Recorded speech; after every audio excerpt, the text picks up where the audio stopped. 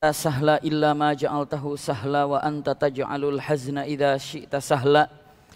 Allahumma inna nas'aluka hubbaka wa hubba man ahabbaka wa hubba amalin yuqarribuna ila hubbika bi rahmatika ya arhamar rahimin. Amin ya rabbal alamin. Alhamdulillahirabbil alamin. Mudah-mudahan i'tikaf kita malam hari ini seluruhnya disertai dengan rahmat dan berkah Allah Subhanahu wa taala. Kesempatan yang sangat berbahagia ini insyaallah kita melanjutkan sirah nabawiyah. Yang akan kita bahas malam hari ini adalah hijrah pertama kali yang bukan diperintahkan, tapi apa? Juga ini merupakan istilahnya apa?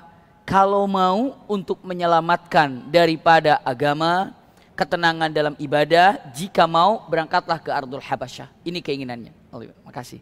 Jadi ini untuk disampaikan kalau mau berangkatlah ke Ardul Habasyah. Jadi ini bukan perintah seperti perintah wajibnya hijrah ke kota Madinah. Tapi yang disampaikan ini adalah ke Habasyah. Seperti halnya ini tidak terlalu penting, padahal sangat-sangat penting sekali dalam sejarah ini. Berkaitan dengan hijrah pertama kali ke Habasyah, yang di sana ada seorang raja Nasrani, namanya adalah Raja Najasyi, dan dia ini beragamakan Nasrani tapi memegang Alkitab atau memegang Injil dengan kokoh dan dengan kuat. Apa yang menyebabkan orang-orang mukminin, mukminat berangkat ke sana, kita akan buka sedikit-sedikit pada malam hari ini insyaallah. Setelah umat Islam yang ada di kota Makkah ini, masuknya Hamzah, Masya Allah, masuknya daripada Umar bin Khattab menjadi seorang mukminin. Ternyata bagi kalangan-kalangan yang kecil itu penyiksaannya semakin lama semakin dahsyat. Saya sampaikan kepada ayahanda bunda, ikhwah akhwat fillah yang pertemuan lalu, bagaimana siksaan kepada Bilal, daripada Umayyah bin Khalaf. Bilal ibnu Rabah, na'udzubillah, ini adalah disiksa dengan keji sekali oleh Umayyah bin Khalaf. Seperti halnya ditarik di keliling ataupun sekeliling kota Mekah dengan cara tangannya diikat, digusur dengan unta atau kuda, terus berkeliling di kota Mekah. Disimpan di tempat batu yang panas, lalu ataupun disimpan di padang pasir yang panas, disimpan batu di atas perutnya, sambil diinjaknya, sambil dicambuknya. Tapi Bilal dengan kata-kata satu kalimat saja, ahadun ahad, ahad, ahad, ahad, itu kata-katanya. Ahad itu ya Esa, Esa, iya. Rahasia ketika Bilal ditanya, Bilal, oleh Umar bin Khattab, kenapa waktu engkau disiksa oleh Umayyah bin Khalaf, kamu tidak mengatakan Allah, kamu tidak mengatakan la ilaha illallah, kamu tidak mengatakan Allahu Akbar, kamu tidak mengatakan hal-hal yang lain, tapi kamu mengatakan ahad, ahad, ahad. Apa rahasianya? Kata Umayyah bin Khalaf semakin dahsyat. Iya, tapi Bilal tidak merubah kata-katanya, tetap ahad, ahad, ahad. Apa penyebabnya?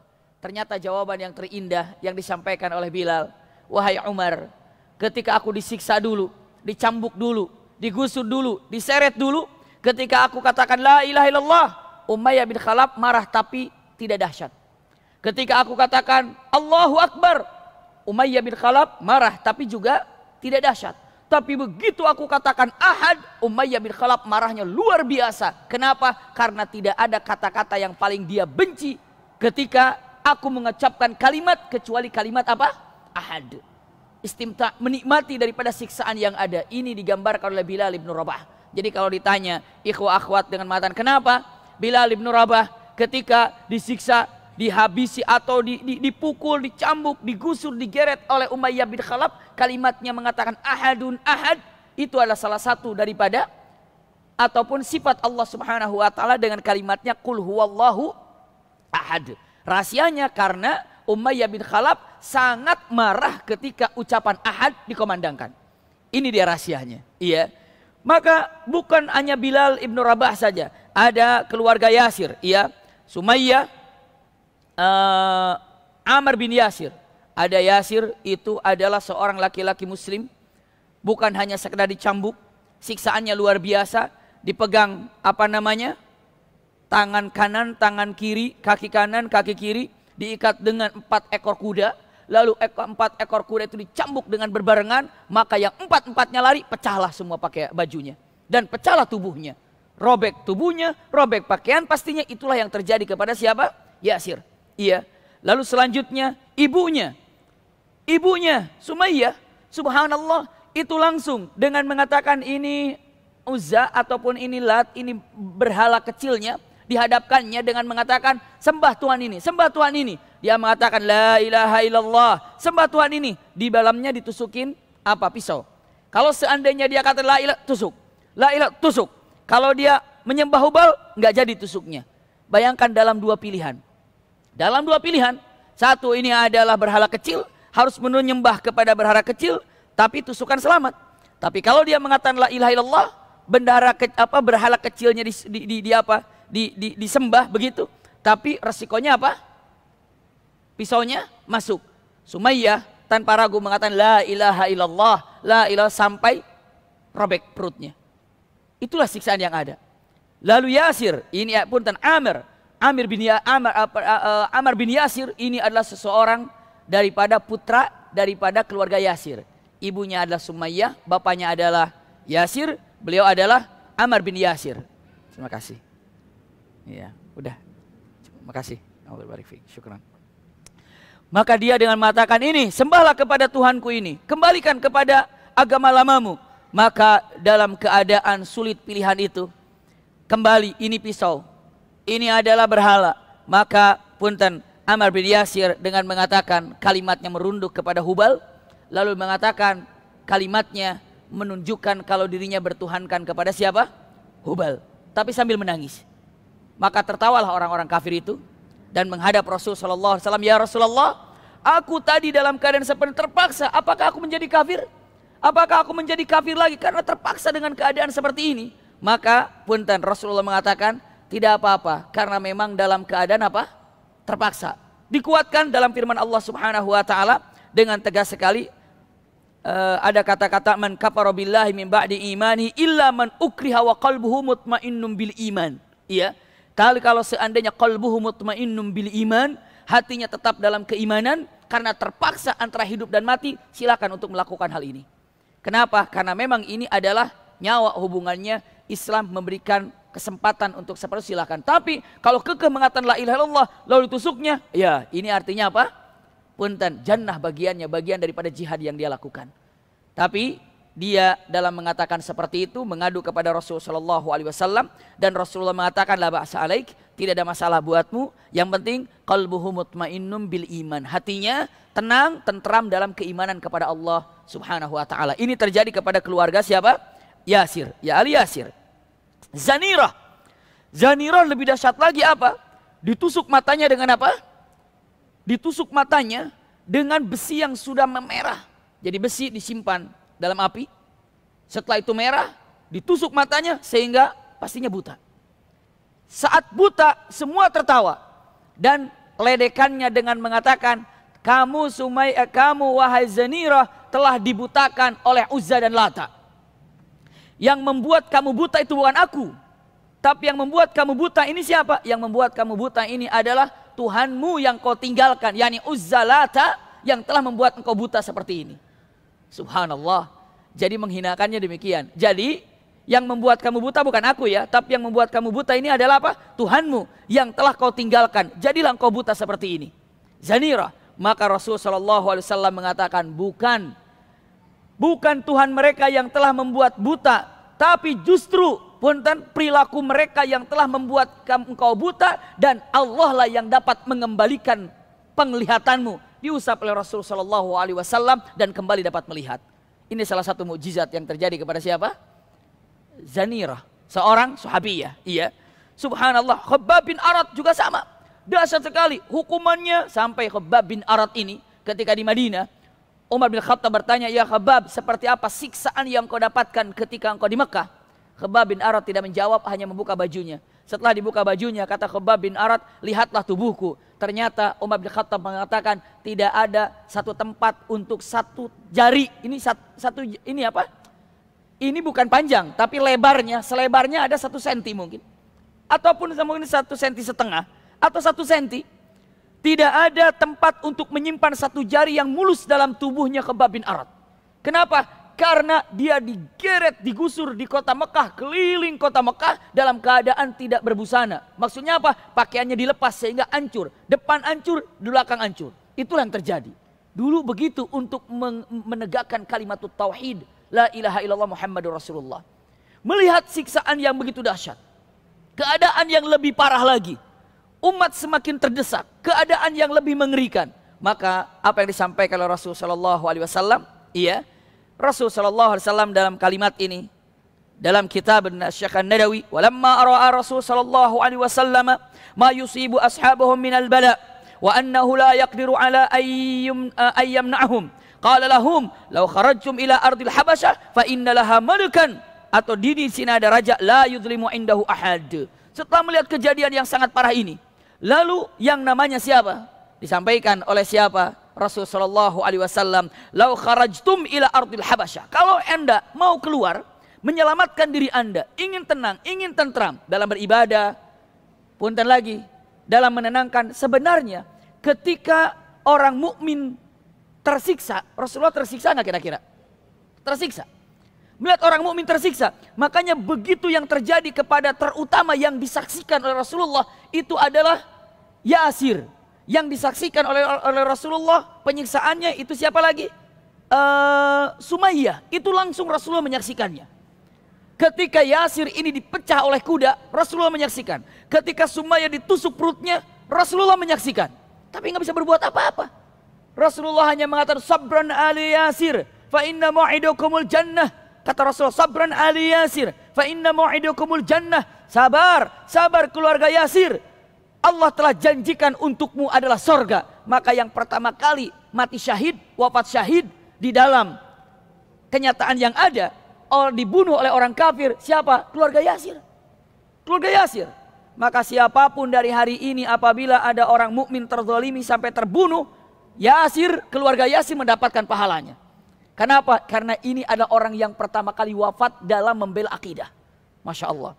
Jadi tahu ayahanda bunda sekarang ikhwah akhwat fillah, siapa yang pertama kali membela atau yang pertama kali mati syahid dalam membela kalimat tauhid? Siapa? Keluarga Yasir. Keluarga Yasir. Iya. Rasul sabran ali Yasir fa inna mau'idubukul jannah. Sabar, sabar. Wahai keluarga Yasir, Allah telah menjanjikan untuk kalian surga. Masya Allah. Karena memang kalau yang namanya sabar itu pahalanya hanya surga. Innama yuwaffas sabiruna ajrahum bighairi hisab. Orang yang bersabar itu pahalanya hanya surga saja. Sementara sabar ini bukan hanya sabar ketika diperintahkan oleh Allah, bukan hanya sabar ketika menjauhi larangan Allah, tapi sabar ketika mendapatkan apa? Musibah. Sabar ketika mendapatkan musibah. Saya akan sampaikan, mudah-mudahan bisa menginspirasi kepada kawan-kawan semuanya. Ada seorang pemuda berdoa. Subhanallah, doanya dahsyat sekali. Allahumma ya Rabb irdini bi. Ya Allah ridhoi aku. Ya Allah ridhoi aku, ya Allah ridhoi aku. Imam Syafi'i di sampingnya. Kata Imam Syafi'i, apa yang kau inginkan agar Allah meridhoimu itu apa yang kau inginkan? Dia menjawab, ya Imam, jika Allah meridhoi aku, maka apapun yang aku pinta pasti akan Allah kasih jika Allah meridhoi aku. Masya Allah. Setelah itu Imam Syafi'i dengan mengatakan kalimatnya, jadi engkau ingin diridhoi Allah oleh Allah? Iya. Lalu Imam Syafi'i mengatakan, jika engkau ingin diridhoi oleh Allah, jawabannya ada dua. Satu, apakah engkau ridho bertuhankan Allah? Orang itu jawab, ya, aku ridho bertuhankan Allah. Yang kedua, apa buktinya engkau ridho bertuhankan Allah?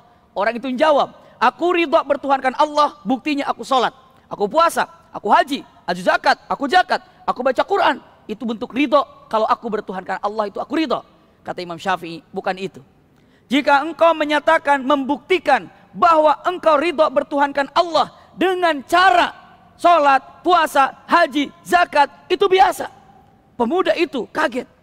Dia bertanya, ya Imam, apa buktinya kalau aku ridho bertuhankan Allah? Lalu kata Imam Syafi'i menjawab mengatakan, buktinya adalah sururuka inda nikmah kasururika inda nikmah. Subhanallah. Anda harus sanggup bahagia ketika mendapatkan musibah seperti Anda bahagia ketika mendapatkan kenikmatan. Susah. Bahagia mendapatkan musibah seperti bahagia mendapatkan kenikmatan. Loh kenapa? Jujur, saya sampaikan kepada ayahanda bunda, biar lebih jelas lagi. Kalau ada orang cari kerjaan, datang ke kantor ini nggak diterima, datang ke kantor ini nggak diterima, datang ke kantor ini nggak terima, tiba-tiba ada telepon, Anda diterima jadi karyawan di tempat saya, Anda silakan kerja di kantor kami. Kira-kira orang itu bahagia apa enggak? Pasti bahagia. Pasti bahagia. Saya tanya dulu, karena dapat apa bahagia? Karena dapat apa? Pekerjaan. Saya tanya kira-kira buat ikhwah akhwat semuanya, kerja capek nggak? Kerja capek nggak? Jadi bahagia karena capek gitu. Bahagia karena capek. Kenapa bahagia? Karena dapat kerjaan. Padahal kerja itu capek. Jadi bahagia karena dapat capek? Bukan. Bahagia karena dapat apa? Gajinya, bulanannya. Bisa dipahami ya? Bahagia kenapa? Yang terpikir ada bulanannya yang akan didapatkan. Dia capek. Musibah itu capek. Musibah itu masyakkah, kesulitan, mahzun, sedih. Tapi kalau terpikir ada gajinya besar, innama yuwaffas sabiruna ajrahum bighairi hisab, maka begitu dapat musibah tidak terlalu-terlalu dalam kesedihannya. Dia bahagia. Kenapa? Karena berlipat ganda pahalanya. Itu yang harus dipahami oleh kita semuanya. Kalau dapat musibah, subhanallah, ini pahalanya bonus sebenarnya. Ketika musibah tiba itu bonus. Kenapa? Karena Anda harus sanggup, kata Imam Syafi'i, Anda harus sanggup bahagia ketika mendapatkan musibah seperti Anda bahagia ketika Anda mendapatkan kenikmatan. Kenapa? Karena saat musibah terjadi sebenarnya, punten, di situ ada pahala yang berlipat ganda. Apa pahalanya? Jannah. Jannah pastinya. Ini adalah perkataan Imam Syafi'i yang sangat dahsyat sekali. Kalau kita renungkan, luar biasa. Iya. Nah, ini adalah siapa? Keluarga Yasir. Rasulullah katakan, sabran ali Yasir fa inna mau'idakumul jannah. Siapapun yang bersabar atas perintah Allah agar selalu kita kerjakan. Bersabar untuk menjauhi larangan Allah agar kita tidak mengerjakannya. Bersabar ketika mendapatkan musibah, fa inna mau'idakumul jannah. Sesungguhnya janji Allah untuk Anda adalah apa? Jannah, sorga. Sabar kuncinya. Subhanallah. Saya lanjutkan. Maka Rasul sallallahu alaihi wasallam perintahkan hijrah. Kenapa? Ke Habasyah. Kenapa? Jika Anda hijrah, Anda tidak akan pernah lagi teraniaya. Jika tidak teraniaya, berarti pandanganku, mataku tidak melihat lagi kesedihan. Kenapa? Karena Anda, subhanallah, terbebas. Pertanyaannya, Rasulullah nggak ada yang nyiksa, Rasulullah nggak ada yang hajar, Rasulullah nggak ada yang nyambuk, Rasulullah punten. Jawabannya untuk sementara saya pendekin dulu, tidak. Walaupun ada pemuka-pemuka Quraisynya yang ingin mencoba beberapa kali, tapi orang-orang tertentu. Tapi kenapa yang lain tidak berani? Tidak. Kenapa? Karena ada yang mendampingi Rasulullah SAW adalah pamannya Rasulullah SAW. Siapa? Abu Talib. Berjasa luar biasa. Iya. Abu Talib menjaga Rasulullah SAW yang pernah saya sampaikan bagaimana kisah-kisah di belakang. Ketika Rasulullah SAW siap untuk, atau Abu Talib siap untuk punten mendampingi Rasulullah dalam berdakwah. Idhab ibn akhi, idhab ya ibn akhi. Wahai anak saudaraku, maksudnya Rasulullah, ya, berangkatlah Anda mau menyampaikan apa saja dalam berdakwah, fa inni wara'ak, aku berada di belakangmu. Dahsyat sekali. Selanjutnya, maka para sahabat, beberapa sahabat berangkat. Di antara yang berangkat, kalau di pertama di sini dikatakan fa kharajat inda dzalika jama'atu minal muslimin ila ardil Habasyah. Maka saat itu berangkatlah dari jamaah muslimin ke Habasyah. Fakanat awwalu hijrah fil Islam, dan ini ada hijrah dalam Islam. Pertama kali hijrah dalam Islam. Iya. Pertama kali hijrah dalam Islam ini adalah ke Habasyah. Wa kanu asyrata rijal wa arba'an niswah. Ada 14 punten. Di sana ada kanu asyratu rijal, 10 laki-laki, wa arba'an niswah, 4 perempuan. Berarti semuanya berapa? 14, iya. Fihim Utsman bin Affan wa zaujatu Ruqayyah binti Rasul sallallahu alaihi wasallam. Di dalamnya dipimpin oleh Utsman bin Affan dan ada istrinya Utsman bin Affan, siapa? Ruqayyah binti Muhammad Rasul sallallahu alaihi wasallam. Ruqayyah itu putrinya Rasul sallallahu alaihi wasallam. Berangkatlah. Iya. Subhanallah, berangkat ke sana. Untuk disingkat kisahnya, sampailah ke mana? Ke Habasyah. Nyambung, kumpul. Subhanallah, sampai wa kana jami'u man hajar ila ardil Habasyah. Setelah dikumpul-kumpul, setelah yang pertama kali berangkat 14, menyusul sehingga saat itu terkumpullah 83 rajulan. Subhanallah, kira-kira dikumpulkan menjadi 83 para hijrah laki-laki. Banyak sekarang. Banyak yang hadir. Hijrahnya tidak sama-sama, sedikit kumpul. Perhatikan baik-baik. Orang Mekah sekarang bingung. Ini yang sekarang Islam ini sudah pindah ke mana? Habasyah. Habasyah ini kan agamanya Nasrani. Di situ ada Raja Najasyi. Dan Rasulullah katakan, idhabu ila ardil Habasyah. Pergi kalian yang ingin menyelamatkan daripada akidah ini ke Habasyah. Kenapa ya Rasulullah? Rasulullah jawab, inna fihi, sesungguhnya di Habasyah itu rajul atau laki-laki atau raja, la yuzlimuhu ahad, seorang raja yang tidak akan pernah menzalimi orang lain. Jadi raja yang adil. Ulangi lagi, Nasrani tapi adil. Saya ingin gambarkan Nasrani seperti apa, nanti sebentar lagi kita akan bahas. Iya, seperti apa yang namanya Najasyi ini. Rasul pergi ke Habasyah, di situ ada raja Nasrani tapi dia berbuat adil. Kita bahas dulu nanti, soalnya nanti ada yang bilang mengatakan, tuh yang menyelamatkan umat Islam dulu di sana Nasrani, di sini Nasrani. Benar, emang kejadian demikian. Tapi semuanya Nasrani yang membebaskan, yang menjaga Rasulullah SAW atau umat Nabi Muhammad, ataupun yang menjaga seperti di Habasyah, Raja Najasyi menjadi seorang yang mukmin. Masya Allah, beriman. Nanti kita bahas sebentar lagi. Maka saat itu apa yang dilakukan? Yang dilakukan oleh orang-orang Mekah, caranya adalah beri utusan ke kota mana? Habasyah. Minta kepada Raja Najasyi untuk diapakan? Untuk dikirim kembali yang 83 atau yang 83 ini, atau yang 80 lebih ini. Kemana? Ke kota Mekah. Jadi jangan diterima gitu, tolak, jangan diterima. Begitu. Jadi berangkatlah dari kota mana? Mekah menuju ke Habasyah, membawa surat untuk Raja Najasyi dan membawa hadiah untuk Raja Najasyi. Isinya baik secara tertulis ataupun lisan, untuk tidak diterima yang hijrah dari kota Mekah menuju Habasyah. Balikin. Kenapa? Karena mereka adalah pengacau. Yang berapa? Yang tadi jumlahnya digambarkan di sini adalah berapa tadi? Iya, salah sama ini 83 orang ini. Subhanallah. Ikhwah-ikhwah tahu siapa yang dipilih untuk berangkat ke sana? Yang dipilih untuk berangkat ke sana ini adalah, subhanallah, pertama adalah Abdullah bin Abi Rabi'ah. Yang kedua Amr bin As. Amr bin As? Yang muslim itu? Iya, tapi sekarang masih kafir. Iya. Dua orang ini diberangkatkan kemana? Ke Habasyah.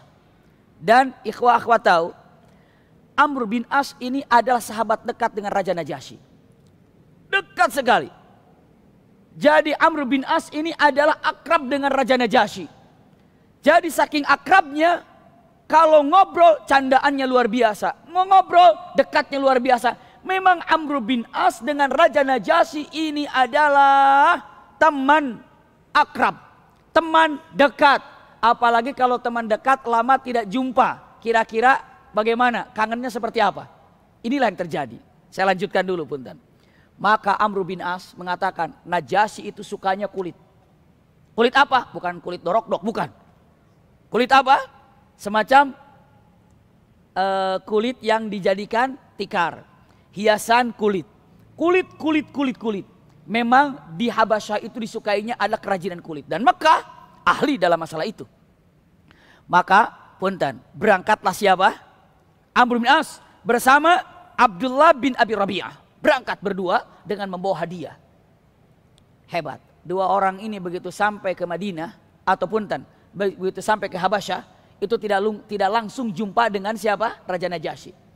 Sampai ke Habasyah, dia jumpai dulu menteri-menterinya. Menterinya dijumpai dulu. Ini pintar nih. Ini menteri, tahu saya kan, saya temannya Raja Najasyi. Oh iya, kamu Amr bin As, iya. Ini hadiah untukmu. Jadi menterinya disogok-sogok dulu tuh. Sogok dulu, kasih hadiah. Agar apa? Agar nanti pembicaraan yang akan disampaikan ke Raja Najasyi diterima. Makbul. Kenapa? Amr bin As pun tahu Najasyi ini orangnya adil. Sulit. Nggak mudah menerima apapun dan siapapun. Maka dia katakan, saya harus datang kepada yang dikelilinginya dulu. Datang ke menterinya, mungkin kalau dibilang menteri sekarang ini. Tapi apa? Ini adalah para pejabat-pejabat istana. Datangi oleh Amr bin As. Ini hadiah dari Mekah. Ini hadiah dari Mekah. Maka 90% yang namanya para pejabat di istana ini sudah dikuasai oleh Amr bin As. Setelah beberapa hari tinggal. Nah sekarang tinggal apa? Rajanya. Datang raja. Datang ke raja. Ikhwah akhwat tahu. Begitu datang ke raja. Raja Najasyi ini gembira kedatangan Amr bin As. Sahabat lama. Waduh gembiranya. Lalu satu ngobrol dengan indahnya. Dengan mesranya. Dengan gaya kerinduan yang ada. Ngobrol lah berdua. Bicara. Di situ ada apa? Para pejabat-pejabat yang lain. Lalu mulailah masuk. Kata Raja Najasyi, ini kamu bawa apa? Ini aku bawa apa yang kau suka. Perhiasan. Wangi-wangian. Masya Allah. Karena dari dulu Mekah itu terkenal dengan wangi-wangiannya. Mekah itu terkenal dengan wangi-wangian. Suka dengan wangi-wangiannya. Iya. Wangi-wangian, bakhurnya terkenal. Bukan hanya sekedar itu. Tapi maksudnya paling disukai oleh orang Mekah. Selanjutnya apa lagi? Kerajinan kulit. Perhiasan, pokoknya semua lengkap diberikan kepada Raja Najasyi. Senang Raja Najasyi. Terima kasih wahai Amr bin As. Kita sudah lama tidak berjumpa. Tapi saya bertanya, apa gerangan yang membuat engkau datang kemari? Jawab.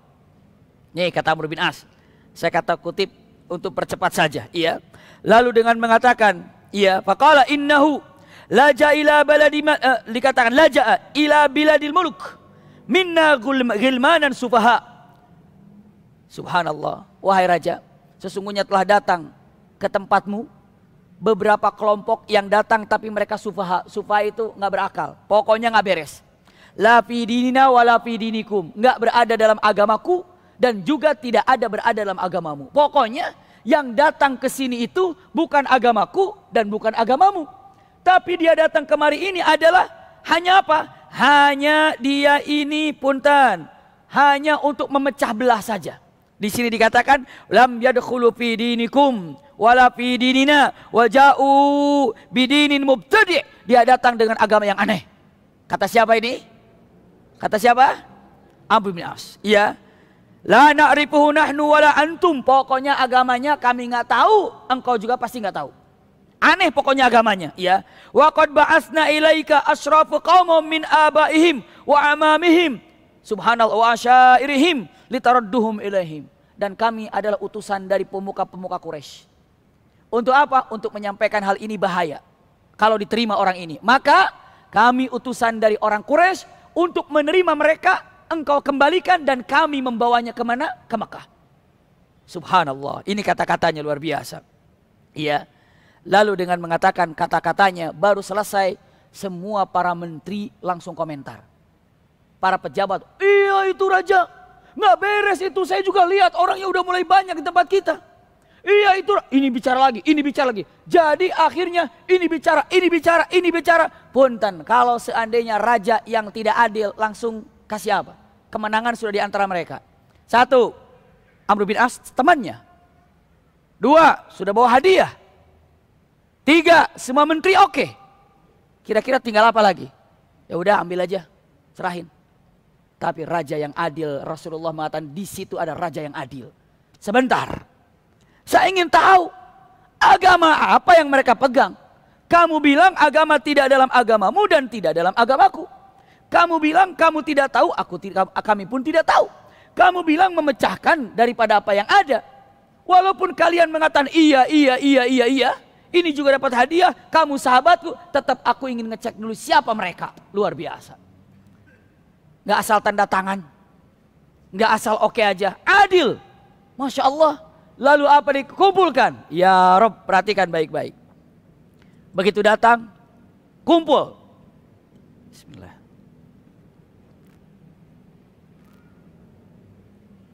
Datang ke sana, kumpul. Dipanggillah orang-orang mukmin. Datang ke sana. Apakah dipanggil 83 orang? Wallahu a'lam. Tapi datang ke sana, pimpinannya, jubirnya adalah Ja'far bin Abi Thalib. Kalau ikhwah akhwat nanya, jubirnya bukan Utsman bin Affan? Tidak. Kemana Utsman bin Affan? Kembali lagi ke kota Mekah. Kok kembali lagi? Sudah sampai Habasah? Sudah. Terus kembali lagi ke kota Mekah? Iya. Apa alasannya? Nanti kita akan bahas alasannya. Iya. Namun yang jelas saat itu jubirnya siapa? Jubirnya Ja'far bin Abi Thalib. Jubirnya adalah Ja'far bin Abi Thalib. Ya Rabb. Ketika disampaikan oleh Ja'far bin Abi Thalib ataupun yang namanya siapa? Raja Habasyah. Hai kalian, siapa kalian? Dari mana kalian? Kenapa kalian kemari? Saya ingin tahu apa yang menyebabkan engkau kemari. Saya sampaikan. Cukup banyak jawaban daripada Ja'far bin Abi Thalib. Saya ingin tahu penyebab kalian datang ke sini kenapa? Jawabannya, Ayyuhal Malik, wahai raja, kunna qauman ahlil jahiliyah. Sesungguhnya kami dulu adalah kelompok atau orang-orang yang tidak tahu kebenaran. Jahiliyah. Sekalinya tahu benar, tapi kami selalu meninggalkan kebenaran. Sekalinya tahu itu salah, tapi kami selalu tidak lepas daripada kesalahan itu. Iya. Lalu mengatakan na'budul asnam. Contohnya kami ini menyembah berhala. Wa ta'kulul mayyitata. Kami juga memakan bangkai. Di sini maksudnya, iya. Wal fawahish, kami juga melakukan hal-hal yang mungkar. Wa naqta'ul arham. Kami ini memutuskan silaturahim dengan cara apa? Saling membunuh. Pokoknya untuk saling membunuh itu yang tidak suka tidak suka perang. Dikit-dikit perang, dikit-dikit perang. Jadi kalau ingin menyelesaikan urusan, berantem, selesai, mati udah tuntas. Seperti itu. Itu adalah hukum mereka. Jadi kalau ada masalah, jangan ke pengadilan apa, udah suruh perang aja. Kalau udah selesai satu mati, udah selesai, berarti selesai masalahnya.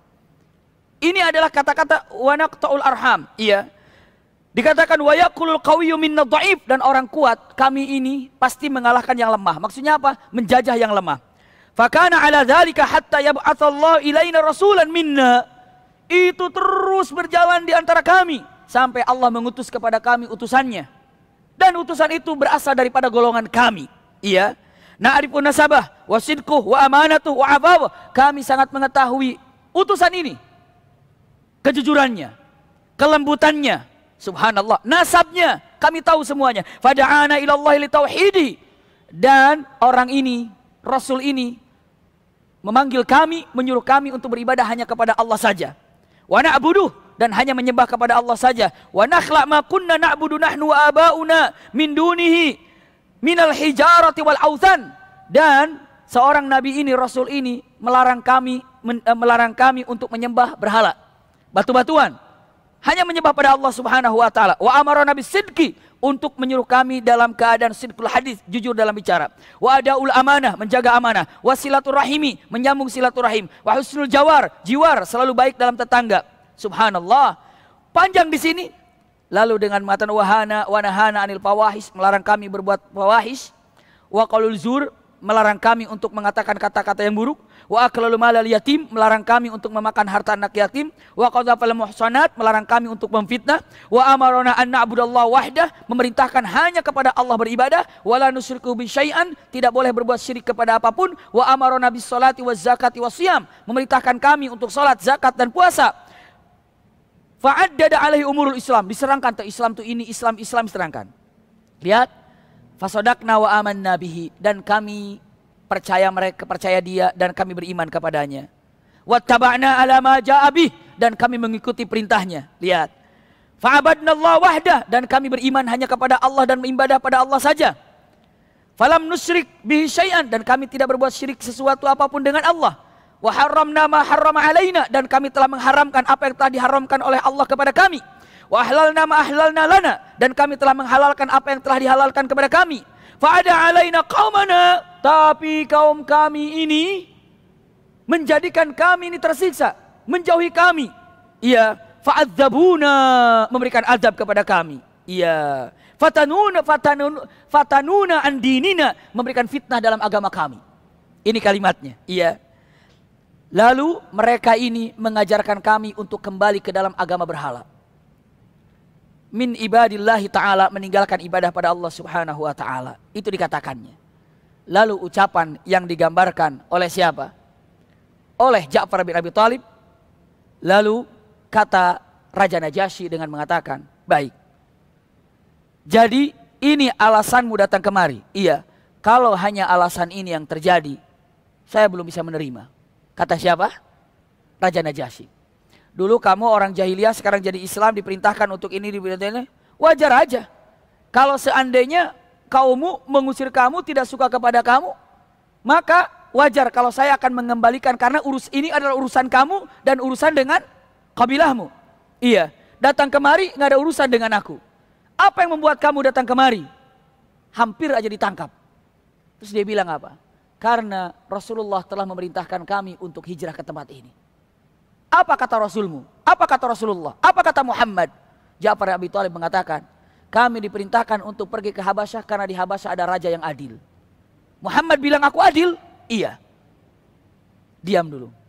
Lalu dengan mengatakan kata-katanya yang diucapkannya. Saat terdiam, tiba-tiba Amr bin As berteriak, wahai raja, coba tanya tentang masalah Isa. Pasti aneh ngomongnya. Pasti bilangnya aneh. Karena menurut Anda Isa itu adalah Tuhan.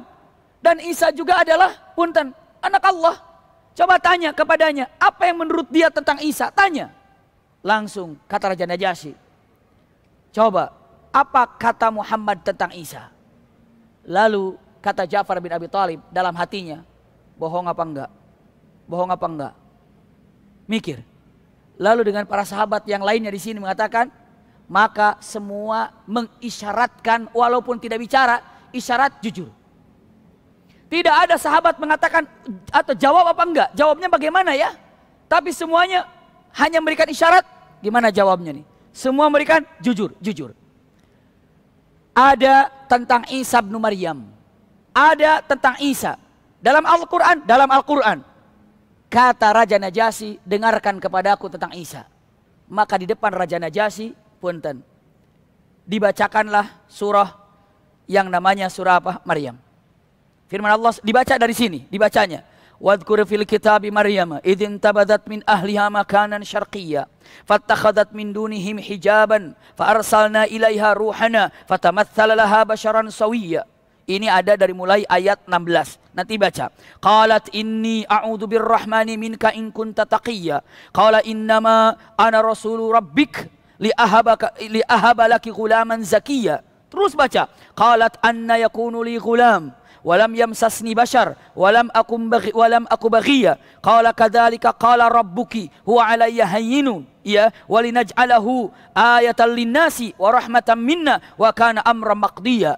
Terus dibaca sampai akhirnya di ujung. Hampir di ujung dia mengatakan, "Dzalika Isa bin Maryam qaulal haqqil ladzi fihi yamtarun, ma kana lillahi ayyattakhidha min waladin. Subhanahu idza qada amran fa innama yaqulu lahu kun fayakun." Ketika dibacakan ayat ini, ini ada dalam surat Maryam. Ketika dibacakan, Ja'far bin Abi Thalib membacakannya sambil melihat wajah Raja Najasyi. Raja Najasyi mendengarkannya sambil melihat Ja'far bin Abi Thalib. Tapi hanya beberapa ayat saja sanggup menatap wajahnya, akhirnya merunduk. Dan berlinang air matanya. Subhanallah. Fadat aina, berlinang air matanya. Begitu sudah selesai dikatakan, Sadaqallahul azim. Tuntas. Dibacakannya, subhanallah, Raja Najasyi tiba-tiba sudah berlinang air matanya. Dan kata Raja Najasyi mengambil ud itu semacam apa namanya, lidi ataupun semacam ranting yang ada di bawah, diambil ranting ini. Lalu beliau dengan mengatakan, demi Allah, kata-kata yang kau ucapkan tadi ini adalah bukan kata-kata Muhammad, tapi kata-kata ini adalah satu sumber dari apa-apa yang dikatakan oleh Isa bin Maryam. Karena Isa pun tidak pernah mengakui dirinya sebagai Tuhan. Itu kata Raja Najasyi. Udah kebuka sekarang. Dan dia dengan mengatakan tidak ada perbedaan. Apa yang diucapkan olehmu tadi, karena ini firman Allah, dengan apa yang diucapkan oleh Isa bin Maryam seperti ranting dengan bayangannya. Bisa dipahami ranting dengan bayangannya? Kalau rantingnya lurus, bayangannya lurus. Rantingnya bengkok, bayangannya bengkok. Perkataanmu tadi sama dengan perkataan Isa. Apa yang kau ucapkan ini dengan apa yang diucapkan oleh Isa seperti ranting dengan bayangannya. Maksudnya sama, tidak ada perbedaan. Subhanallah, masih berlinang air matanya. Dia melirik kepada Amr bin As. Ya Amr, demi Allah, aku tidak akan menyerahkan orang-orang ini kepadamu. Demi Allah, orang-orang ini aku akan lindungi di tempat ini. Jika engkau mau pulang, pulanglah. Sampaikan ke Mekah, aku tidak akan pernah menyerahkan orang-orang ini kepada mereka. Dan jika ingin mengambil hadiahnya, ambil saja lagi. Kata siapa? Amr bin As. Masya Allah, kata Raja Najasyi. Kaget Amr bin As. Lalu setelah itu melirik kepada Ja'far bin Abi Thalib dan kepada para sahabat dengan mengatakan, wahai kalian semuanya, tenanglah, tentramlah hidup di tempat ini sampai Allah membukakan kemenangan buat kalian. Tinggallah di tempat ini dan aku yang akan menjamin keselamatan kalian. Masya Allah. Ardul Habasyah. Jadi kalau dibilang kenapa harus pergi ke Habasyah, ternyata ada raja apa? Raja yang adil. Kembali sekarang. Tadi yang pertama kali yang datang 13 ada siapa tadi? Ada siapa? Utsman bin Affan. Tapi Utsman bin Affan tidak jadi jubir ya. Yang jadi jubir siapa? Ja'far bin Abi Thalib. Kemana Utsman bin Affan? Balik. Kemana? Ke Mekah.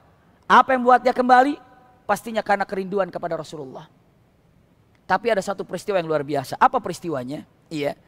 Peristiwanya saat orang-orang sedang berjalan ke Habasyah.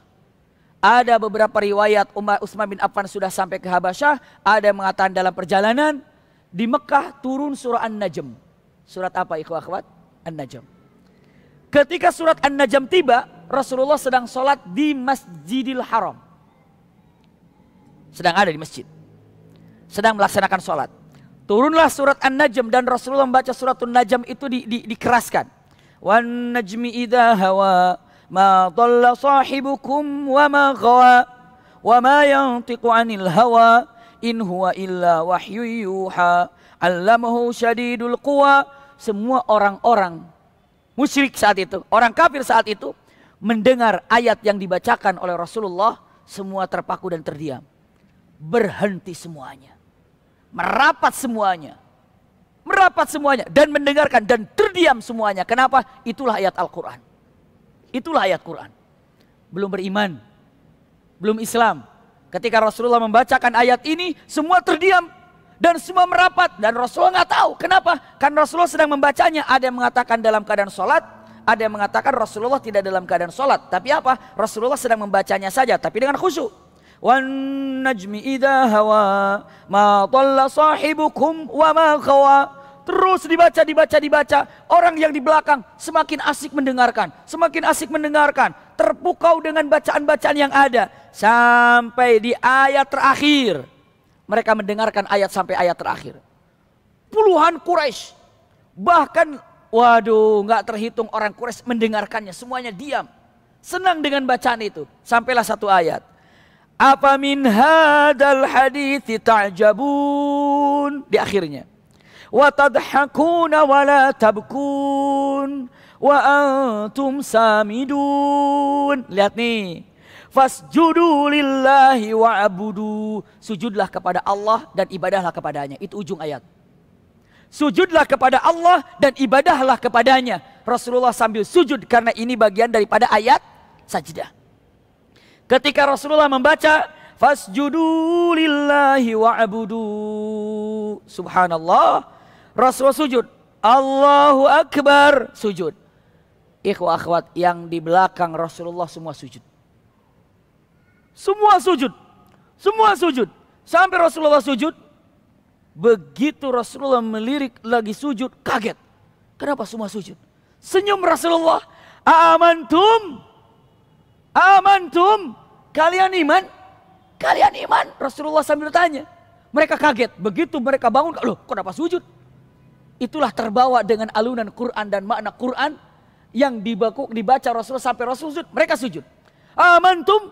Apa kalian iman? Mereka jawab mengatakan kalimatnya, enggak, enak aja, aku enggak iman. Kenapa kamu sujud? Mereka jawab mengatakan, aku sujud bukan apa yang dibaca, tapi aku sujud kepada Tuhan-Tuhan kami, Uzzalat, Yaghus, Ya'uq, Nasr. Tapi pas kebetulan aja barengan denganmu. Aku sujud untuk Tuhan-Tuhan kau, kami sujud untuk Tuhan-Tuhan kami. Jadi ketika kau bacakan ayat-ayat itu, yang terbayang dalam benakku adalah Uzzalat,